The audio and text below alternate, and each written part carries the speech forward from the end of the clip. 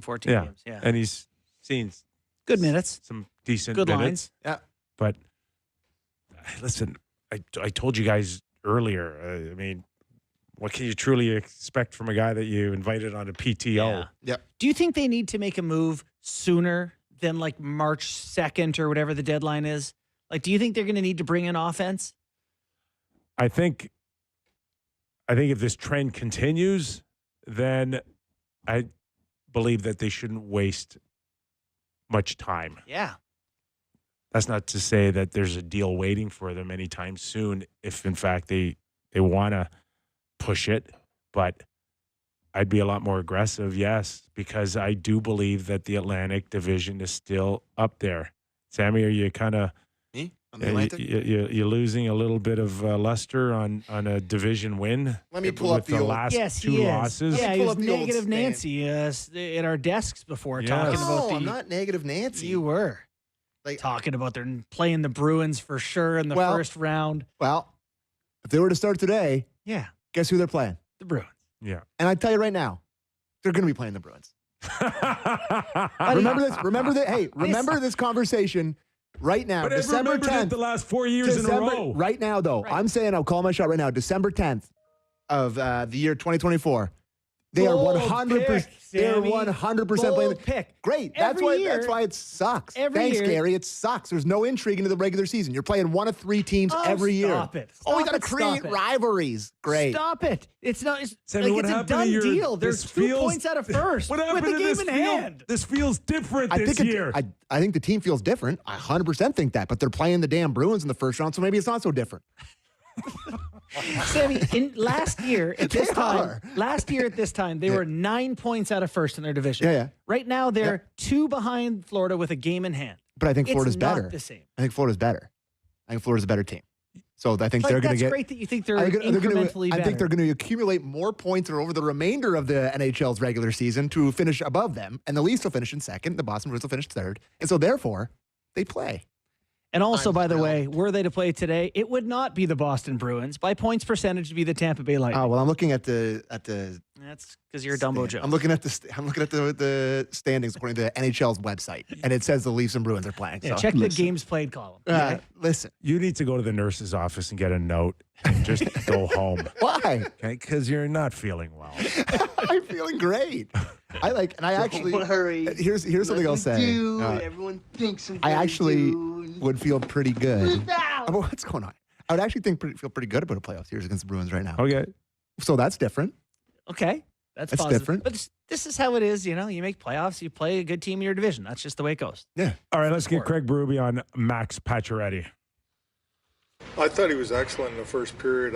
He was heavy, physical, won battles for those guys, created loose pucks for him, things. That's what he needs to do. And it was his first game back, so I thought that he died off a little bit going into the third period. First game back, it's expected. So, but that's what he does. He's a physical guy, big guy, good hands. So that's what we're looking for from him. Died Oh, boy. off. Oh my God. I tell you what. Just vanilla for me. Died off. It's just okay. He may be black and blue by the end of the season because the ask from him It's changed. will be more than he's ever had his whole career. When was the last time he was on a hockey club that said, we don't care about anything, just go out there and hit everything that Do you moves? think he knew he was signing to be Matt Martin? Do you think was he aware of the role that he had signed up for here? Good point. It's going to be What fascinating to happens see if if he can he stick with starts it. to get challenged a little bit here and there? Because the tendency is with these type of guys that go around and, Yeah, and gotta- try to knock people's blocks off is that Gloves somebody's going to get yeah. tired of you. Patch, you're ready. Hockey fight. I don't know if he's ever. I mean, he's probably had one in his life. Let's check out this fight card. Oh yeah. No, he's had a few battles. So one in 2024 against Tage Thompson. Then it was 10 Tage. years prior his previous fight. Tage, you fought Tage. He fought That's Ryan a big Johansson. He fought Wade Simmons in 09. All right. Really? Yeah. In 09? Jeez. Oh, this is not chronological. Ignore me. I Okay. don't know exactly when they Okay. were. That one was 09 though. Okay. So Shanahan. Brendan Shanahan, yeah, we got a couple of clips of his. Do you want to get Down into at the that now? Board of Governor meetings, they wrapped up today. It didn't sound like there's anything exciting going on other than the fact that they may have to negotiate a higher salary cap if it works for both sides. Would you like to hear what Elliot Friedman tweeted out as the highlights of the BOG? Okay. Commissioner Bettman says there will be a negotiation with the NHLPA about the cap going up more than 5%. There are no active tampering investigations. The Florida Panthers are closing in and hosting an outdoor game. That Florida seems like Panthers outdoor game. sounds like it could have been an email, boys. Anyways, That's worth $1,200 Shanny. I mean, he gave some. You just realize you hear him talk about hockey so little, Shanny. Yeah. Right? It would be lovely to hear it more. And how knows about his we stuff. play the first clip, Derek? There's an overview of of the season so far. Well, I think there was a shift that began to occur in our team last year, starting with Brad Treliving and an intentional shift in a style of play. I think over the course of this off season, he was able to enhance that with the acquisition of some really key guys that he brought in, including a coaching change. So I think that the players are still kind of adjusting and adapting, but I think just the way that we began to play last year, and now you bring into it more defensive responsibility, better structure, better accountability from us as a group. And I give Brad and all of our scouts and that team and our coaching staff, not just Craig Berube, but his entire coaching staff, a lot of credit for that. We've still got a long way to go. I'd like to get some of these injured guys back. But definitely like some of the signs we've seen, especially on the defensive end and, the way we defend, the way our goaltenders have played. But definitely a long way to go. There was a shift. A shift. So hearing that, it's like, it's interesting. He employed Kyle Dubas, and he obviously was okay with the direction of the team for a long time with Kyle Dubas, right? Pretty much 9 years. Yeah. So like, And chose to keep Keefe, too. yeah. And him, like, him saying the shift, it's like, well, you were the boss the entire time. Like, you have He's to, undergone a shift. I guess I think it's healthy for people to change their views. So he shifted. He shifted. That's what he's talking about. The shift is Internal. Him. Yeah. I find that interesting. Yeah. I mean, are they fundamentally that much different to you outside of roster construction? Like, to me, they're getting way better goaltending than they've ever got. Way better. And after that, they got some better players, like some better defenders. Players, more discipline. I think that's the accountability. I think I don't see. You can ask about that part. Is there more accountability, you think? How many odd man rushes? How many games? Great point. How Great many? point. How many blowouts? I was thinking of accountability as like individual players being held versus accountability accountability to the system. accountability to play on the right side, and I get it. Sometimes it's not pretty to watch, and sometimes it can affect your stats. We had Chris Versteeg, Stanley Cup champion in Chicago, come on our show last week and talk about big boys giving up their points. That was like an underrated part of that interview. No. It happened early, so we kind of moved on, but it was a great point. It was a great point. So, look, Austin's not going to come close to what he's done 2 out of the last 3 years. No. Okay. I mean, does he end up with 40? I don't know. Maybe. Could he get hot and show us another level like he's amazed us in the past when it comes to putting the puck in the net? Maybe, but it's not trending there. So, like, what is everybody in for right now? The Toronto Maple Leafs may be taking a new approach to salary management, which could directly impact Mitch Marner's contract negotiations. During Kyle Dubas' tenure as general manager, the team didn't hesitate to spend heavily, and this trend began with a 6-year extension signed by Marner in 2019. At the time, Marner's $10.9 million annual cap hit set the market for superstar wingers, surpassing comparable players like Mikko Rantanen of the Colorado Avalanche, who signed a 6-year deal with a $9.25 million annual cap hit. Now, however, times seem to be changing.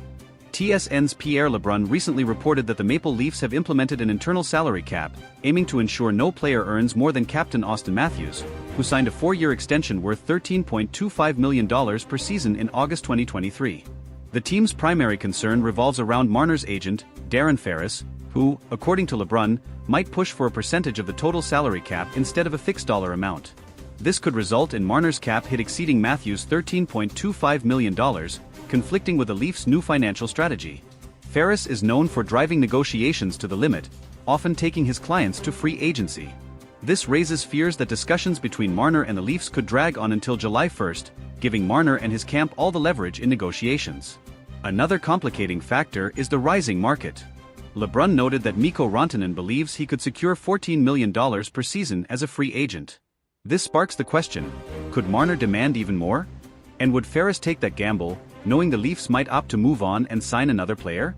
Marner has made it clear on multiple occasions that Toronto is where he wants to be. As a local player with deep ties to the city, he's expressed his desire to spend his entire career wearing the blue and white of the Leafs.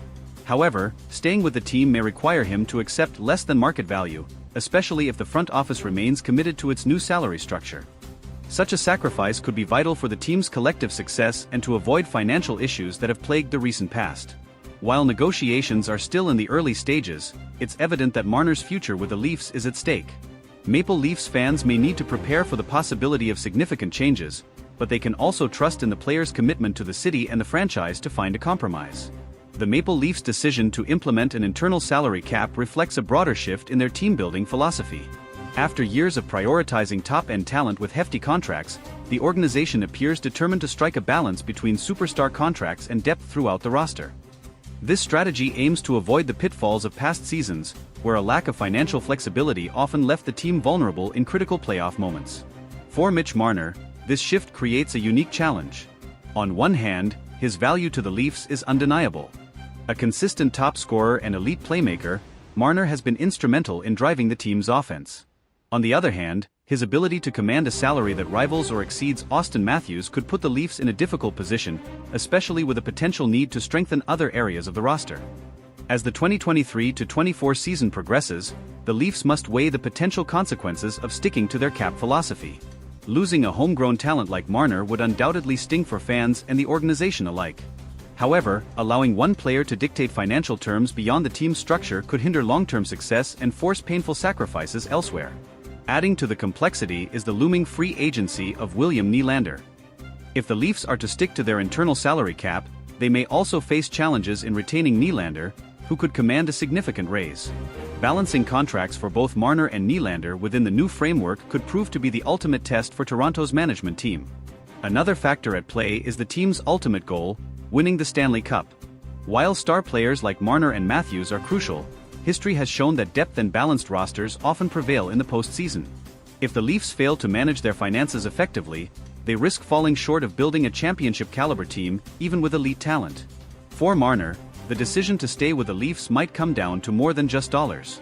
His connection to the city, the fans, and his teammates could be deciding factors. If he prioritizes legacy and loyalty over maximizing earnings, there's a strong possibility that he'll work with the team to find a deal that benefits both parties. Negotiations will also test Darren Ferris, known for his hardline tactics in securing lucrative deals for his clients. While pushing for top dollar is expected, Ferris may need to weigh the risks of alienating the Leafs management and fanbase. A prolonged stalemate could damage Marner's relationship with the team and its supporters. The Leafs management, led by general manager Brad Treliving, faces a pivotal moment. Treliving's reputation as a negotiator and team builder will be on full display as he navigates this high-stakes scenario. Striking the right balance could solidify his tenure in Toronto, while a misstep might set the team back for years. For Maple Leafs fans, the coming months will be filled with anticipation and uncertainty. Marner's future, along with the team's ability to stay competitive under financial constraints, will likely dominate conversations as the season unfolds. Supporters can only hope that the team's new approach leads to greater playoff success and, ultimately, the elusive championship. In the end, the outcome of these negotiations could redefine the Maple Leafs' identity for years to come. Whether it results in retaining Marner or reshaping the roster, the team's commitment to an internal salary cap signals a clear focus on long-term sustainability. Fans will be watching closely, hoping for a resolution that keeps the team's core intact and their championship dreams alive. As the negotiations with Mitch Marner progress, another layer of complexity is added by the external competition in the NHL market. Teams with more cap space and fewer restrictions could easily present lucrative offers to Marner if he reaches free agency. The Leafs are not only negotiating with Marner but also indirectly competing with other franchises willing to outbid them for his services. One example of this is Mikko Rantanen, whose potential $14 million value on the open market highlights the growing demand for elite wingers. If Rantanen secures such a deal, it could set a precedent that Marner's camp would use as leverage. The Leafs, however, must remain disciplined, as breaking their internal salary cap for Marner could lead to similar demands from other key players down the line. The looming specter of free agency means the Leafs have a limited window to strike a deal. If negotiations drag on into the off-season, the leverage shifts heavily in favor of Marner and his agent. Darren Ferris, known for his strategic patience, could use this to push for maximum value, putting even greater pressure on the Leafs management to make a decision. This scenario also places significant pressure on head coach Sheldon Keefe. Managing a team amid ongoing contract uncertainty can disrupt chemistry and focus. Keefe will need to ensure that the team remains united and focused on their performance, even as the media and fans speculate about Marner's future. Meanwhile, the Leafs core group, including Austin Matthews, Morgan Rielly, and John Tavares, will likely play a role in influencing Marner's decision. The camaraderie among the players and their collective drive for a championship could persuade Marner to accept a deal that aligns with the team's financial structure. On the flip side, the Leafs could explore contingency plans if a deal with Marner doesn't materialize. Trading Marner would be a bold move, but it could bring significant assets in return, potentially bolstering the team in areas like defense or secondary scoring. This option, while unpopular with fans, might be necessary to maintain roster balance. The timing of these decisions is also critical. With the trade deadline months away, the Leafs must assess whether keeping Marner without an extension risks losing him for nothing in free agency. A preemptive trade could avoid this scenario, but it would also signal a significant shift in the team's short-term goals. Fan sentiment will undoubtedly influence the team's approach. Marner is not just an exceptional player, he's a fan favorite and a symbol of homegrown talent succeeding in Toronto. Losing him could lead to backlash, especially if the team struggles in the aftermath of his departure. The broader NHL landscape also plays a role. As other teams navigate their own salary cap challenges, the Leafs can learn from their successes and failures.